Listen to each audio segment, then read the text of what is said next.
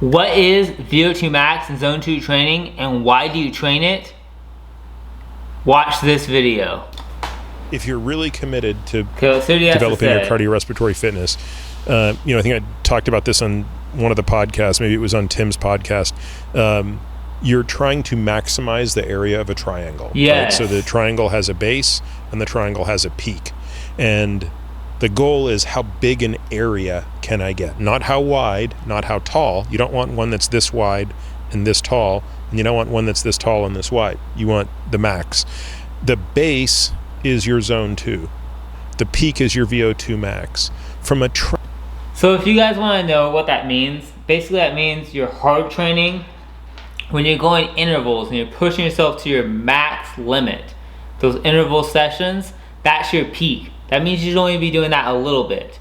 When it comes to zone 2, this is your steady state easy running. This is what I call easy running. This is 60 to 75% of your maximum heart rate. This is very easy, and you should be doing this for long periods of time. I recommend going at least 30 minutes a session, and then you don't really need to go any more than 150 minutes. Training perspective, the rule of thumb that is applicable for people like us, i.e. normal people, and the best athletes in the world is roughly 80-20. 80% of your volume is down here, 20% of your volume up here. In fact, some of the really, really elites are probably closer to 90-10.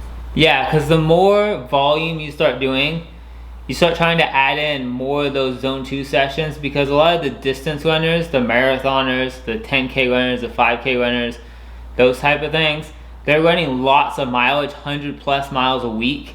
And when you're doing that, you're doing most of it at zone 2. So you're not doing as much hard training. Like you're still doing more hard training than the average person. Like you're still probably doing 5, 6, 10 miles, of hard training. But then normal people are not doing 10 miles of hard training. But you're still doing 90 miles of easy running. You see what I mean? Versus someone that might be a little bit less trained is doing more like 75-25, where they're doing like 2-3 miles hard, but they're doing only like 12 other miles easy, or 10 other miles easy. See what I mean? So you're saying no matter if you're just an ordinary athlete or no matter who you are, the best, it's still... No matter who you are, you should be doing at least, I would say 80-20. So you should be doing at least 80% of your training should be zone 2, no matter what type of workout you're doing. But for running specifically, you should be focusing on that zone 2. Roughly the same. Tadej Pogacar, who's the greatest cyclist on this planet, 2-time winner of the Tour de France, absolutely mopping up the field of cyclists like they're children. That guy's doing 80 to 90% of his training at zone 2. Yes. And I know that for... So it's like Kipchoge, Jakob Ingebrigtsen, any of these elite runners, they're doing their zone 2 mostly zone 2. And then they're doing the zone 5 interval training a little bit during the week. Interval training is only a tiny bit. It's not even 20%. Interval is not 20%. That's just a tiny bit. You still have to throw in your lactate threshold, your speed work, all those other things add into that 20%. So most of it is zone 2. Literally most of it is zone 2. Red fact, because we know who his coach is. So then let's maybe talk about that pyramid. So maybe let's just step back and say... I didn't answer your question, by the way, about Vo2max, which we can come to. But yeah, so maybe I was just going to say, maybe let's just cover the whole pyramid. So what's the training of the whole pyramid? If you know it's kind of 80%, 20%, let's break out. So I just start with how much time am I willing to put into this? Now, I got to be honest with you. I wish I could be putting 10 hours a week into cardio. Yes, me too. I do. I mean, historically, I've put in 14 to 20 hours a week into cardio up until 10 years ago. So... I really miss those days. I miss being really good insanely shape doing that. fit. I miss that terribly, and I miss the joy of that much training. It's simply not possible today. Yeah, it's really hard. For all of the obligations that I have, and just when you have a lot of stuff going on. But I've done the math 10 ways to athlete, Sunday. I'd have to give up something I'm not willing to give up. I'd have to give up archery, or give up driving, or give up my kids, or something like that. I'm not willing to give any of these things up. So. I basically start with what's the most amount of time I can put into dedicated cardio, and for me it's like 4 to 5 hours a week, not including rucking. I sort of keep that in its own bucket. So then it's a very simple calculation. 80% of that time is zone 2 and 20% of that time is VO2max. Yeah, so depending on how much time you can put in, you're still doing 80-20. And how are you breaking out? Let's just start with zone 2. How many? I divide it into 4 workouts a week. So Four workouts a week. Tuesday, Thursday, Saturday, Sunday. I would recommend trying to get up to 6 a week, but starting out with 4. And do you always recommend doing it over? Like, let's say you could do 4 hours in one day. No. Is there the same benefit? I would not recommend doing that. I think there's so much more benefit of doing it multiple times per week. But if you're doing like 20 minutes, 6 days a week, I'd rather you increase the amount of time and do it like 4 days a week. Doing all your zone 2 in one day. Do at least 30 minutes. No, I think, I've talked about this with Inigo. Yeah, I think that's what he His view recommends is too. if you can get at least 30 to 45 minutes. 30 to 45, you should that's spread what I'd them out. recommend. So again, if you're only able to commit an hour to it, it might be 1 hour once or 30 minutes twice. But I'm sort of doing 45 minutes to 60 minutes each time is what I do. And are you doing zone 2 VO2max on the same day? No. One of those days. So Well, I wouldn't, unless you're doing a double day, unless you're doing like a double run, I wouldn't recommend doing the zone 2 and the VO2max on the same day. But you could do zone 1, which is warm-up pace, and then go into, zone 2. Or you could do a little bit of zone 2, I guess, as your warm-up, like zone 1, zone 2-ish, as your warm-up, and then go into it. But you shouldn't do like you're not going to do a 60-minute zone 2 session and then go into a VO2max run. So Tuesday, Thursday is just zone 2, and then 2 long sessions of stability training. So it's like, call it an hour of zone 2, an hour of stability. Actually, why don't I just walk you through the whole week? Yeah. That'll be easier. So Monday is just strength training. So that's about and you should be doing some type of strength training, some type of regimen like that, which I can go over other videos on this that I would recommend doing for running, and why it would benefit for running. I'll do more videos like that, but you should be doing some type of stuff like that. 90 minutes to 2 hours when you include the stability training that I do as well. So movement prep, stability training, strength training, and that's all lower body. That's Monday. Tuesday is zone 2, followed by dedicated hour of stability. Wednesday is upper body strength and stability. Again, 90 minutes to 2 hours. Thursday is a repeat of Tuesday. Yeah. Friday is a repeat of Monday. Saturday is zone 2 in the morning, upper body strength, repeat of Wednesday in the afternoon. Sunday is zone 2 followed by VO2max. And will you ever do VO2max before you do zone 2? No. I generally don't, just because I like to have a lot of reps before I go for broke. So that's true too. Is like you can kind of warm up. You gotta warm up into a VO2max workout. You can't just go quickly into it. You got. It's good to have a lot of reps and stuff like that. And I feel like I do that a lot, where I don't warm up enough, and it's not good for those VO2max workouts.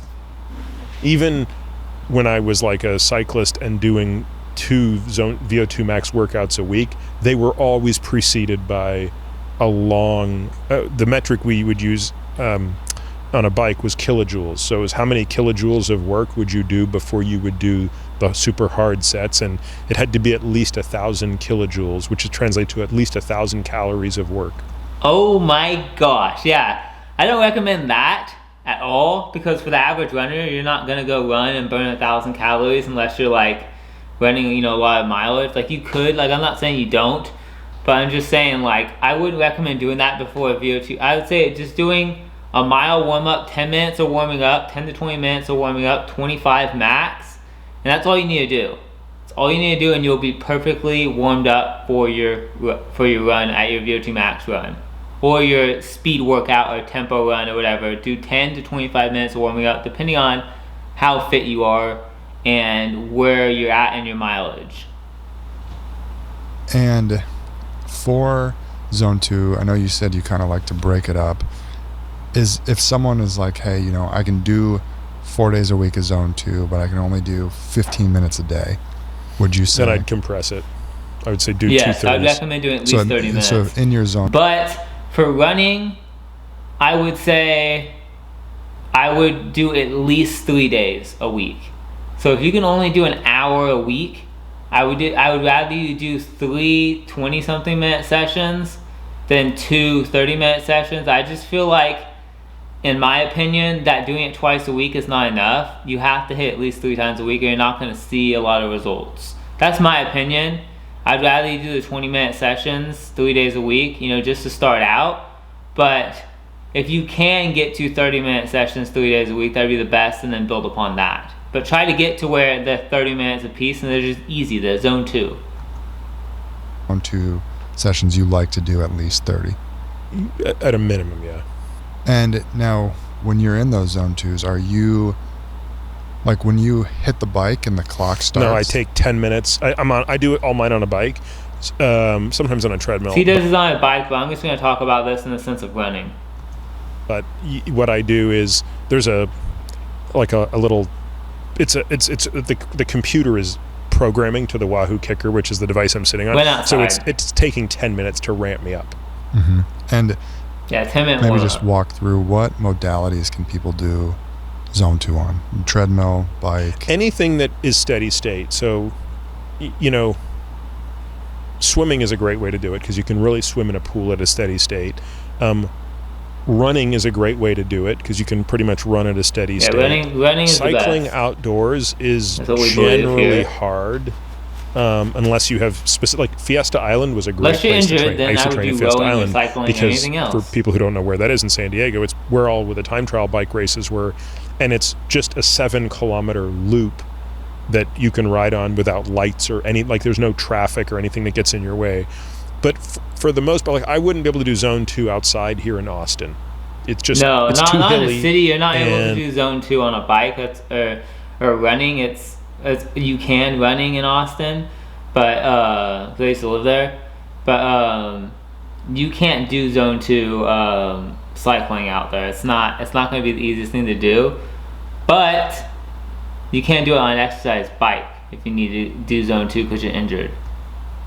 And there's too much traffic, and it's fits and starts. I can do my Vo2max here because I go to a hill, and that's my favorite way to do Vo2max is on a hill that's about a mile long, and just do very hard up the hill and then easy down the hill. But a treadmill is another great way to do it. Just kind of a walking incline typically. Rowing machine, if you're really a good rower, you have to be efficient enough. Most people are not efficient enough, and they don't have the strength, they don't have the stability to row really well for 45 minutes. So. Stair climber is another really good one. But it depends. Again, if you're starting out, brisk walking is probably good enough too. Yeah, for all runners, walking's not enough. We don't have to get into all the reasons. If you want to know, so like I said, the heart rate is between 60 and 75%. That's where your zone 2 is. Benefits of zone 2 because off your we max. have so many podcasts so you have to with find out Indigo. where your max is it's on first. the lawn people can listen to, but you kind of hinted at another thing there, which is when you start your zone 2 workouts, you'll ramp up, but also a lot of times we get questions where hey, I did a 90-minute workout and I was in zone 2 for 45 minutes of it. Am I good?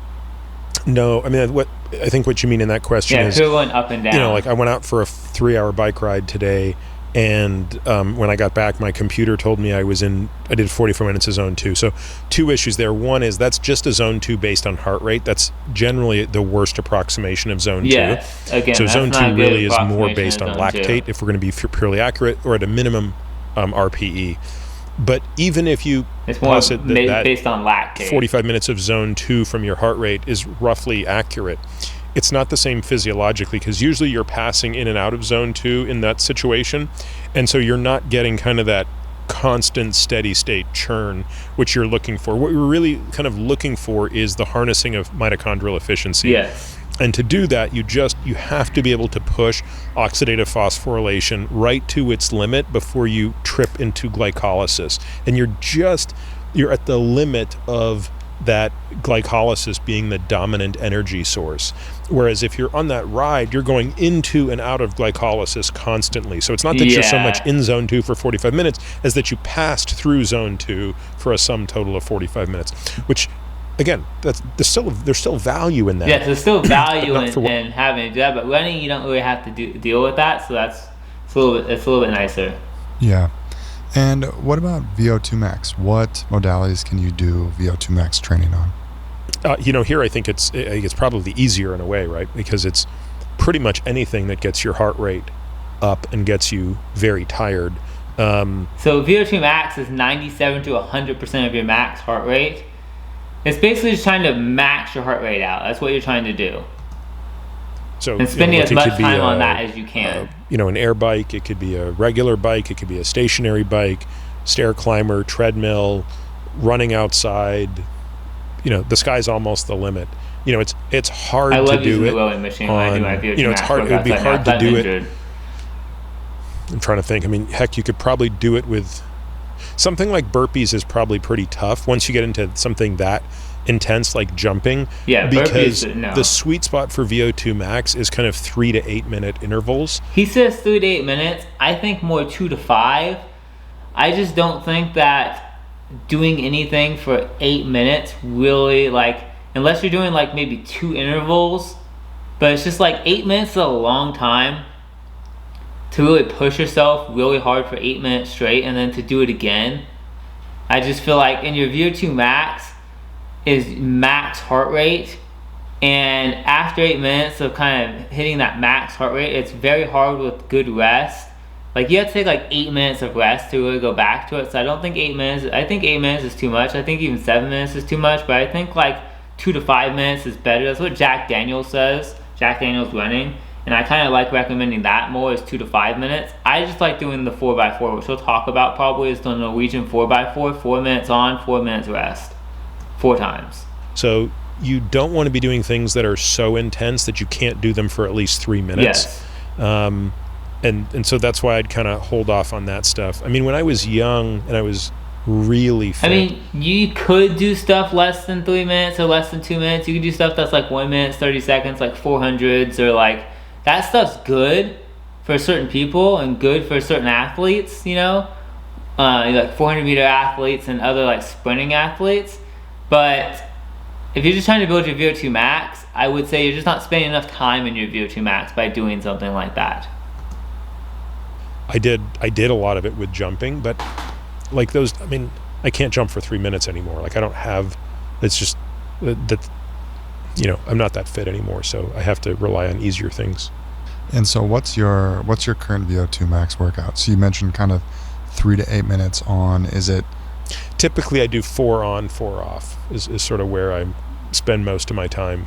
4 Sometimes on, 3 on, off. 3 off on a rowing machine. I got into that quite a bit last summer. Yeah, but these days, and sometimes, by the way, I just am in a bit of a rush and I'll just do 1 minute on, 2 minute off at a much higher intensity on the stair climber. So I have one of those industrial grade strength climbers, and sometimes I'll just go sprint for a minute up the stairs, and then it takes me 2 minutes to get my heart rate back down to about 100, and then repeat that for 20 to 30 minutes. You don't have to get your heart rate back down to 100, but you do want to try to get your heart rate lower. So you kind of want to rest and walk around and move around a little bit. Even slow jogging is a good way to let your heart rate kind of recover. So that's kind of my poor man's cheating Vo2max workout. But what I really like to do is 4 minute repeats, 4 minutes on, 4 minutes off. And on the 4 minutes on, are you going 100% for the full? How should someone think about? Yeah, this is one of those things you have to play with this. You have to play with it because you want to make each 4 minutes the hardest you can go for all the 4 minutes. So you want the average to be the best the average can be. So if you're doing, let's say you're doing 4 minutes and you're doing 1,200 meters. I'm just going to say 1,200 meters, right? and you're doing it you're doing 1,200 meters, and you're doing it in about 4 minutes. So it's taking you about like 358, 358, 358, 358. You're trying to average that 358 of that 4 minutes. So if you're trying to get to 1,200 meters in 4 minutes, so you're doing 4 minutes and you're trying to get to 1,200 meters.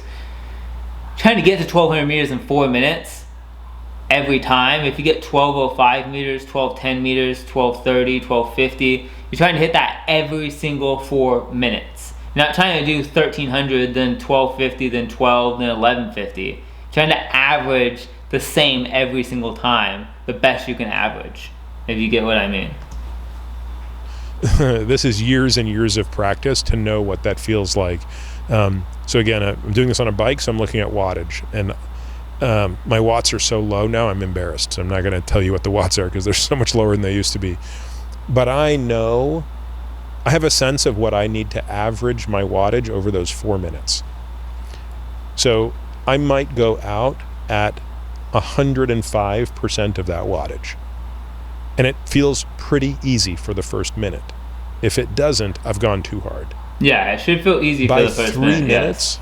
I'm very uncomfortable. Yeah, by the end you're uncomfortable. And at a minute, in that last minute, i.e. at 4 minutes, I don't have much left. The first one you should feel like, okay, I could have went longer. The second one you should feel like, I don't know if I can do the rest of these. The third one you should feel like, I'm gonna die if I do one more. And then the fourth one you should die. That's how you're gonna feel on these 4. That's, if you go out all out in that first minute, you're not going to get to 4 minutes. You're just going to crash, and you're sort of not in that zone. You want to, so it's not, there's no question I positive split the thing, meaning I do more work in the first half than the second, but I don't want it to be more than about 10. No, sometimes you do negative split, where you do actually do a little bit faster in the second half. That's if you start feeling better because you've been doing these workouts. You might start doing negative splits, because let's say, for me, I do rowing. I do 1,100 meters in 4 minutes. It takes me about 358. The last time I did the last one in 350 because I had extra energy left because I was going faster. So now I need to try to do it, a little bit longer, like 300 or 1,125 meters instead, and go a little bit longer on these. Peter Attia is amazing. Hopefully you guys enjoyed this video. That was exactly what you guys should be doing when it comes to Vo2max and Zone 2 training. If you guys did enjoy this video, please click that subscribe button and check out this video over here, because I think YouTube thinks you're gonna like it.